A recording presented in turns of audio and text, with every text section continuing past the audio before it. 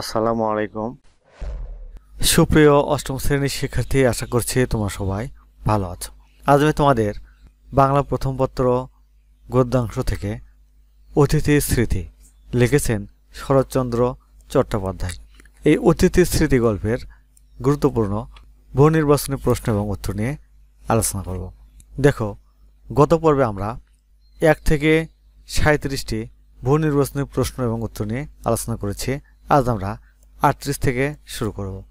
শরীর খারাপ কথায় লেখক কতদিন পর্যন্ত নিচে নামতে পারেননি? সঠিক উত্তর 2 দিন। বাড়তি খাবারের প্রবল অংশীদার কে ছিল? মালিনী। অতিথির স্মৃতি গল্পে কোন পাখিটি সবচেয়ে ভরে ওঠে?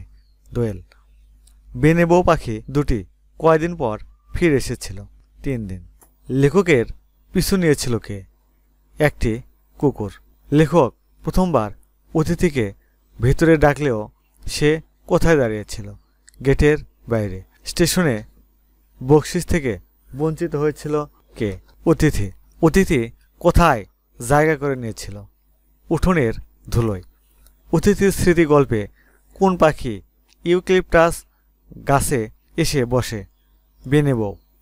মধ্যবিত্ত গৃহস্থের ঘরে পীড়িতদের মাঝে কাদের সংখ্যা বেশি ছিল? মেয়েদের। লেখক কখন পথের ধারে গিয়ে বসেন? বিকেলে। অতিথির স্মৃতি গল্পে কোন গাছটি পথের ধারে ছিল? অশ্বত্থ। দরিদ্র ঘরের মেয়েটির চোখের চাহনি কেমন ছিল? ক্লান্ত। লেখকের সবচেয়ে দুঃখ হতো কাকে দেখে? দরিদ্র ঘরের মেয়েটিকে দেখে। লেখকের দেখা দরিদ্র ঘরের মেয়েটির বয়স কত ছিল? 24-25। তারপর দেহ যেমন শীর্ণ মুখ তেমনি পাণ্ডুর, এই কথাটি কার সম্পর্কে বলা হয়েছে? দরিদ্র মেয়েটির। ক্ষুধাহরণের কর্তব্যটা সমাধা করে কারা দ্রুত পদে বাসায় ফিরছেন? জন কয়েক বৃদ্ধ ব্যক্তি। অতিথি বাড়ির ভিতরেই ঢুকতে চাইল না কেন?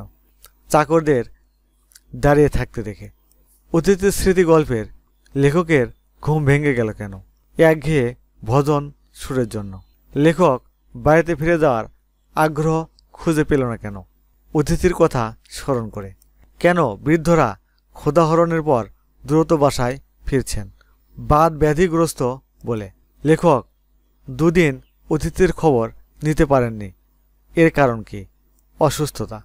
বিদ্যালয়ের সময় লেখকের দিকে অতিথি এক দৃষ্টিতে তাকিয়েছিল কেন? লেখকের প্রতি অনুরাগ থেকে।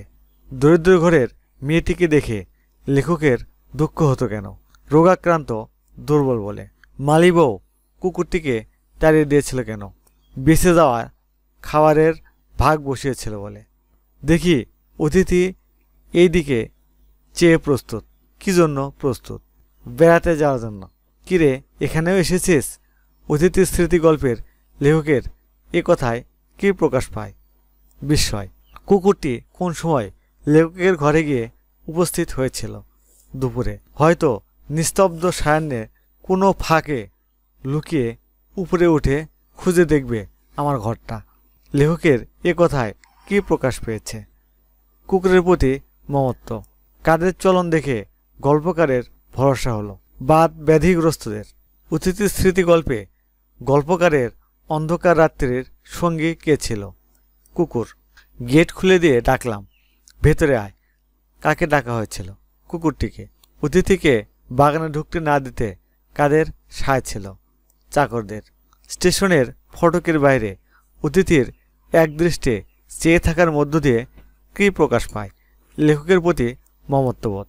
কুকুরটি সম্মুখের পথের ধারে বসে থাকে কেন? মালির বউ তাড়িয়ে দেওয়ায়।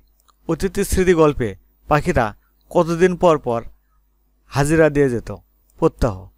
অতিথির স্মৃতি গল্পে কার কোনো আত্মীয় স্বজন ছিল না? দরিদ্র মেয়েটির। অতিথিকে বাগানে ঢুকতে না দিলে অতিথি কি করে? পথের ধারে বসে থাকে। অতিথির স্মৃতি গল্পে গল্পকথকের বিদায়ে কার উৎসাহ সবচেয়ে বেশি? কুকুরের। সুপ্রিয় শিক্ষার্থী, আজ তাহলে এখানেই শেষ করছি।